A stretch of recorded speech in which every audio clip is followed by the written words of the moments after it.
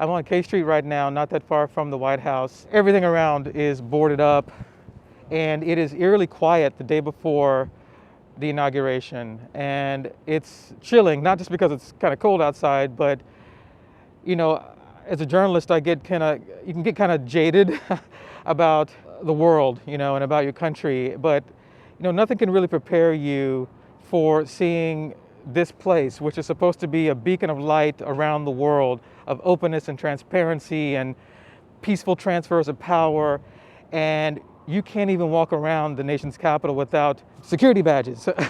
It's unbelievable. It's taking my breath away because it feels like I'm in some sort of a dystopian, comic book, version of America, standing here not far from the seat of power of this country. And I literally cannot get a look at it.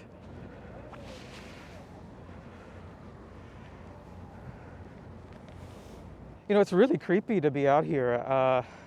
There are dump trucks in the street here. There's a cordon here, so you can't get into Lafayette Park. This is an important inauguration. We're about to swear in the first black woman of color as Vice President of the United States.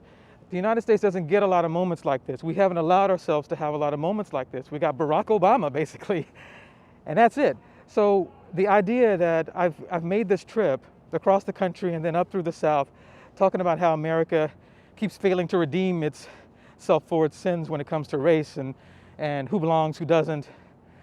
Thinking about how we seem to be at war with ourselves, at least ideologically. And to get here when we should be sort of rallying around this very important moment, regardless of where we stand, it's important that she will be up there on those steps tomorrow being sworn in, and hardly anybody will get to see it in person. I guess it doesn't make me sad. It makes me mad.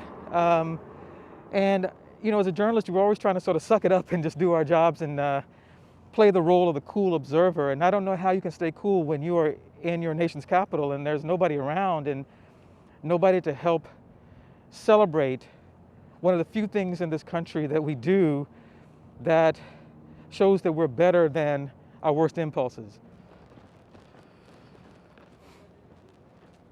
As a reporter, and as a black one at that, I've seen a lot of things. I've had to ask a lot of tough questions of people I've interviewed and written stories about. It's my job to sort of think about what if, but I never thought that I would see this. I mean, I'm walking down the street here. I'm on 14th Street in the 700 block, and on the sidewalk to my right are 3 National Guard troops here to protect the city so that nothing happens when Joe Biden and Kamala Harris take their oaths of office tomorrow. I can actually say I never imagined that I would see that. If I were to keep going this way, past this blockade, the Ellipse and the White House would be just a few blocks away. It's hard to actually see these great buildings, because of the blockade, and it's disturbing. It's sad.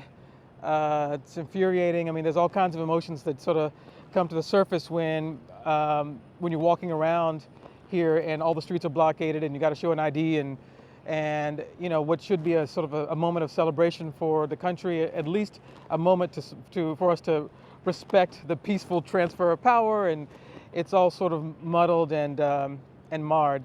And I'm trying to make sense of where we're at as a country and where we go from a moment like this, and that's a personal thing. As a journalist who's written about racial conflict and identity and the yearning that we all have to belong to this country and to shape it into a place that's more fair and more open and more just. And as a journalist, I try to do my part to tell stories to you, but how does my own story fit into all of this? What does it mean for me to call myself an American at a time like this? Those are things that I'm going to have to grapple with as I spend the next couple of days thinking about the inauguration, wishing I could actually see it in person. This is where we are, and this is who we are as a society, and we brought ourselves here. And it's left me feeling really disoriented and disjointed, and that's what I'm going to take away from this field trip around a city formerly under siege and now basically under armed guard.